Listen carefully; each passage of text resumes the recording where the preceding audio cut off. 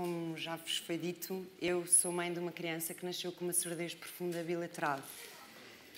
E vim aqui para vos dar um bocadinho do testemunho, um bocadinho do que tem sido o nosso percurso até aqui.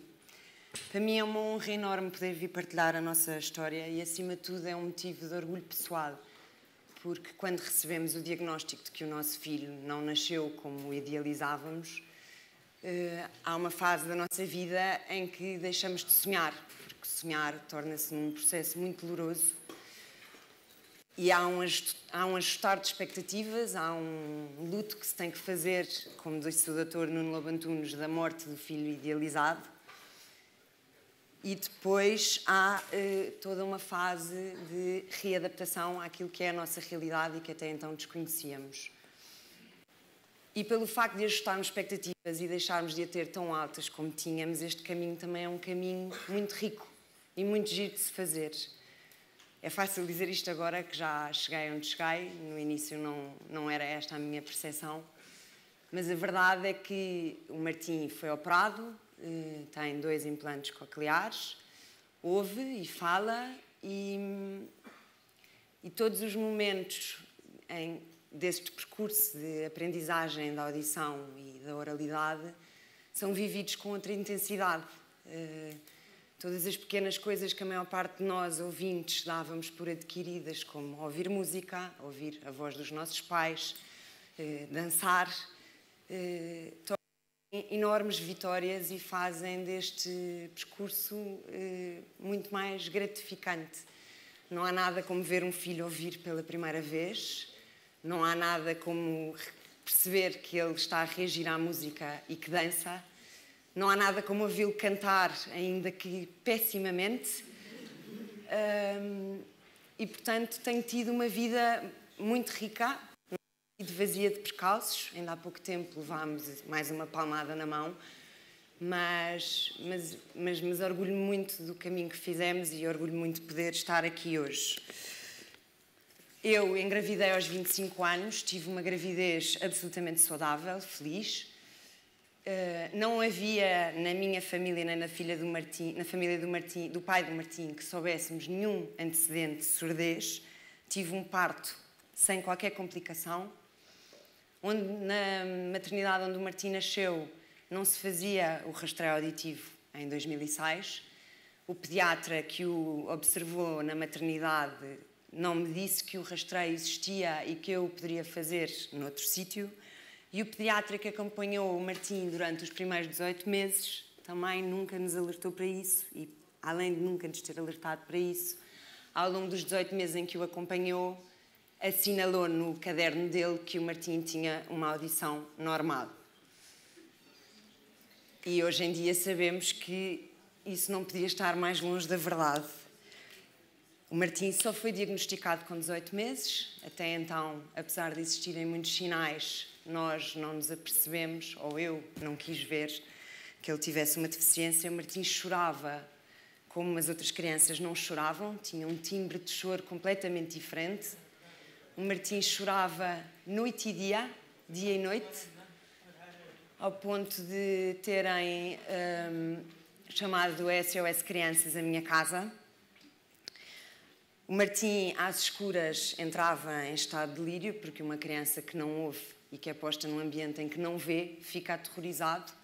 Era uma criança muito dada ao tato e eu muito cedo pô-lo a dormir comigo e ele passou a dormir tranquilo, porque não há como os outros sentidos quando nos faltam um. E o Martim fechava-se muitas vezes a mais, no mundo dele. E eu achava que era porque ele se concentrava muito, achava até que ele era uma criança que não desligava nenhuma e brincava e dizia que ele era muito cool. E a verdade é que não era nada disso. O Martim fechava-se no mundo dele porque não nos ouvia. E se estivesse de costas para nós, então, não havia mundo exterior. E a minha mãe, durante os 18 meses em que eu não quis ver que o Martim era surdo, primeiro achou que o Martim era cego, porque ele não seguia com 1, 2 meses de idade os sons que lhe apareciam, portanto ele não seguia com os olhos e a minha mãe achou que ele podia ser cego. Depois achou que ele podia ter uma ponta de autismo E enquanto isto, o pediatra dizia-nos que o desenvolvimento dele era normal e a verdade é que o Martim, à medida que as outras crianças começavam a palrar, não falava e estava cada vez mais silencioso. Martim acabou por fazer uns testes a mando do pediatra que foram feitos com ele acordado e que não foram conclusivos e acabámos por ir parar ao Dr. Roy, um otorrino, que nos mandou fazer o ERA e que no dia em que recebeu o relatório do exame do Martim me ligou e me disse: Catarina, ou os exames estão mal feitos ou o seu filho é surdo que nem uma porta. E foi assim que eu recebi o diagnóstico. Estava no trabalho, irrompi pelo gabinete da minha chefe a chorar, a pedir-lhe por Deus para ela ligar à técnica que lhe tinha feito o exame e que nos confirmou que tinha repetido o exame várias vezes e que o Martim era surdo, e muito surdo, era uma surdez profunda. E apesar de parecer muito violenta a maneira como o médico nos deu a notícia, como eu já li uma vez, não é, a brutalidade não está na maneira como nos dão a notícia, a violência está na própria notícia. Como pessoa ouvinte que não tinha qualquer experiência com a surdez, a notícia de que o meu filho afinal era surdo foi aterradora, desconcertou-me, senti-me perdida. Lembro-me de fazer o caminho para casa no dia em que soube que ele era surdo e de me sentir a mãe mais estúpida do mundo, a pior mãe do mundo, porque como é que a pessoa acompanha 18 meses de vida sem nos apercebermos que lhes falta um sentido. Lembro-me de me lembrar das coisas todas que tinha feito com ele e de me custar imenso que ele nunca tivesse ouvido a minha voz. Peço desculpa. Mas também me lembro de chegar a casa nesse dia e de sentir uma paz imensa, porque quando entrei em casa o Martim veio correr feliz, como ele era uma criança super feliz, e de me ter descansado, porque estava tudo igual. O Martim era o mesmo, a nossa relação era a mesma, e a única coisa que tinha mudado e com que eu ia ter que aprender a lidar era a minha percepção da realidade, porque aquela criança já era assim, eu é que não sabia. E a partir desse momento começámos um caminho. Ouvimos muitos otorrinos que nos confirmaram sempre que ele era surdo, que nos falaram do implante coclear, que nos disseram que apesar do Martim ter nascido surdo, que haveria a possibilidade de ele ouvir. E aquilo tudo era muito novo, era muita informação. O pai do Martim imprimiu, se não todos, quase todos os artigos que existiam na internet sobre o assunto. Estudámos, discutimos muito e tomámos a decisão de implantar o Martim ao ouvido esquerdo apenas naquela altura, porque o Martim ainda tinha alguns resíduos no direito e usava um aparelho. E, passado 2 meses, o Martim foi operado em Pamplona. E, passado 2 meses desde essa data, começou a ouvir. E, durante uns tempos, foi acompanhado pelo gesto. Eu e a minha mãe tivemos aulas de língua gestual, é um desafio. E o Martim usava o gesto connosco, o que também permitiu que ele sossegasse muito, porque deixou de ter as birras, passou a ter um mecanismo para comunicar com o mundo. Mas quando começou a ouvir, pediram-nos para largarmos o gesto, porque a corrente que segue o Martim, e que não é a mesma corrente em alguns hospitais, é a favor de que larguemos o gesto. E assim foi. Martim começou a falar, a ouvir, depois começou a falar. Hoje em dia fala tudo, fala muito, ouve voz sussurrada. Martim começou por ouvir acima de 110 decibéis, hoje ouve a 15. Tem um segundo implante, que tem que trabalhar porque foi operado apenas há 2 anos. Está numa escola normal, na 2ª classe, lê lindamente. Teve ótimas notas na 1ª classe, que era a minha grande preocupação, era como é que ia ser esse salto na vida dele. E pronto, e é uma criança feliz. Tivemos que trabalhar, tivemos que nos adaptar, que o Martim ouve, mas não é uma pessoa ouvinte, é uma pessoa que vive em 2 mundos, gosta muito do silêncio, sai da água na praia e pede-nos para ficar meia hora, 1 hora por dia só, sem ouvir, a ler, a brincar, sem ser incomodado. É uma criança que tem percepção de que nasceu diferente, tivemos que o ensinar, e é difícil ensinar a uma criança, e é chato ter que o fazer, que a vida nem sempre é justa, nem sempre nascemos iguais aos outros. Forçámos muito o facto de ser o Martim a desembaraçar-se, não o quisemos proteger, portanto o Martim é ele que pede as coisas nos cafés, é ele que responde às pessoas porque é que tem aquilo nos ouvidos, é ele que se desembaraça. Muitas vezes custou-me obrigá-lo a este exercício, mas fizemos-lo e tem corrido bem. O Martim usa o cabelo rapado, há muita gente que usa o implante coclear e que tapa o cabelo, os implantes com fitas, com chapéus, com o cabelo mais comprido. Nós decidimos não fazê-lo.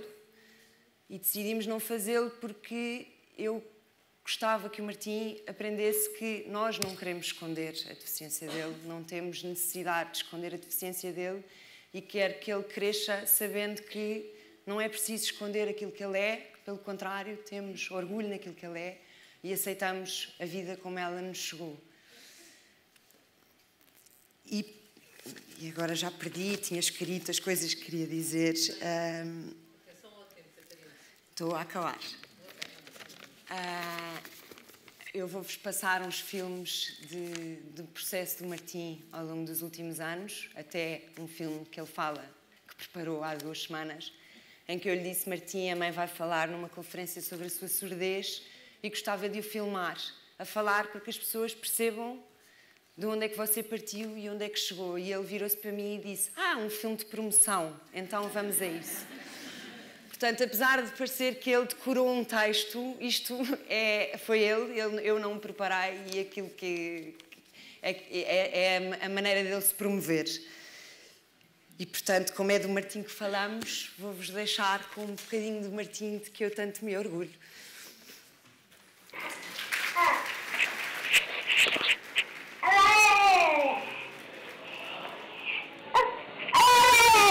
Amarela.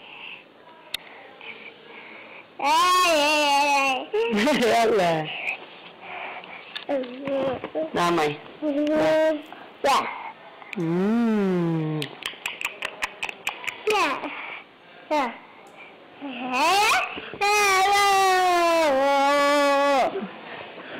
Olha, Martim, vou buscar mais. Mais.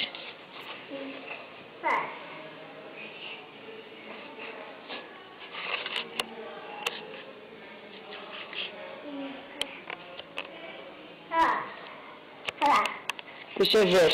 Abre. Qual é a cor? Castanho. Isso, boa. Olha, e a vermelha? Vermelha. Vermelha. Amarela essa.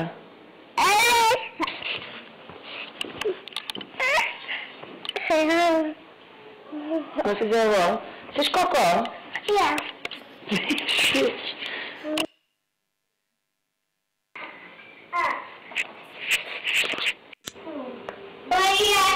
Bom dia.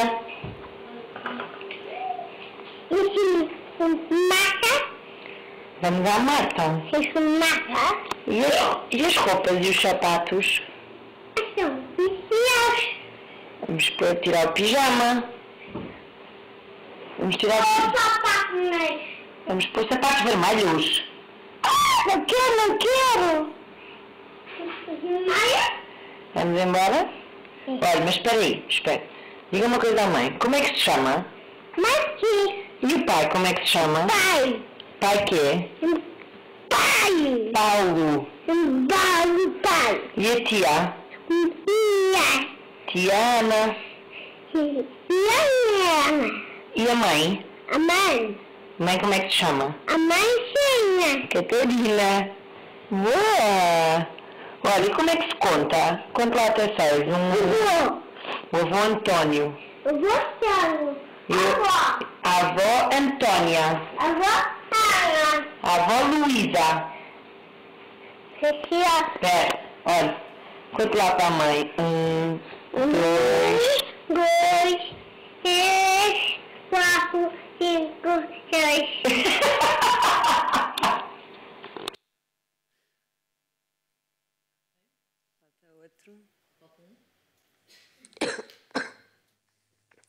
Onde é que vai depois?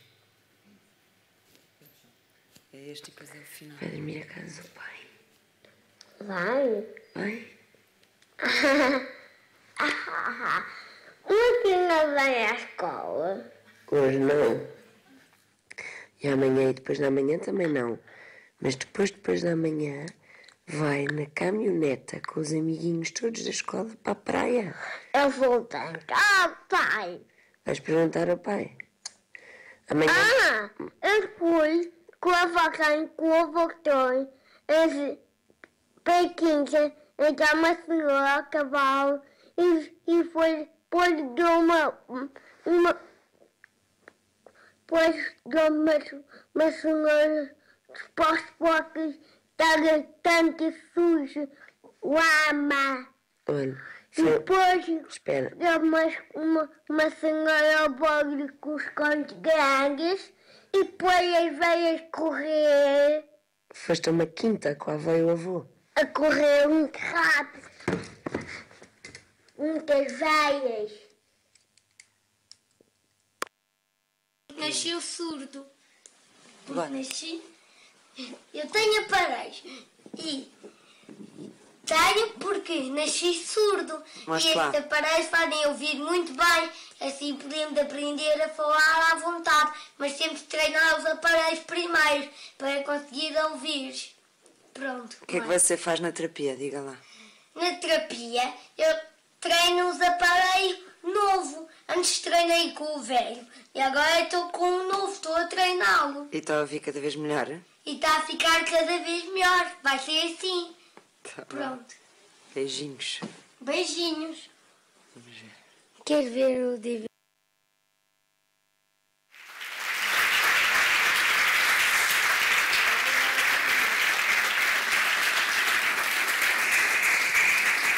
Muito obrigada, Catarina, pelo seu testemunho. Obrigada por partilhar connosco. Felicidades para o Martim, logicamente, mas segundo o vídeo em conjunto, certeza que tem muito trabalho pela frente. A Catarina.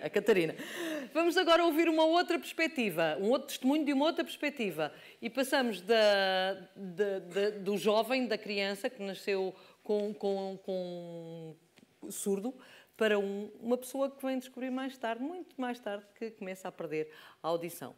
Temos connosco o caso de um sénior, o engenheiro Rui Marchante Tavares, que nos trouxe também o seu testemunho. Sr. Engenheiro, uma salva de palmas.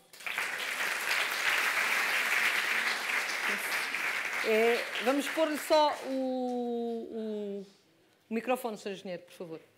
Obrigada. Eu peço sempre a cada um dos intervenientes para ir olhando para o relógio, está bem? Eu sei que não me ligam nenhuma a mim, mas pelo menos para o relógio pode ser que me liguem.